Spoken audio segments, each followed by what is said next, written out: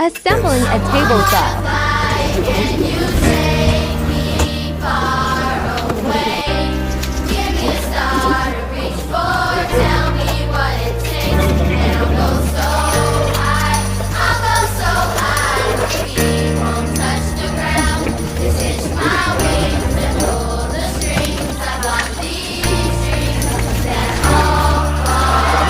We want what we can't have. Commodity makes us want it. So expensive, damn.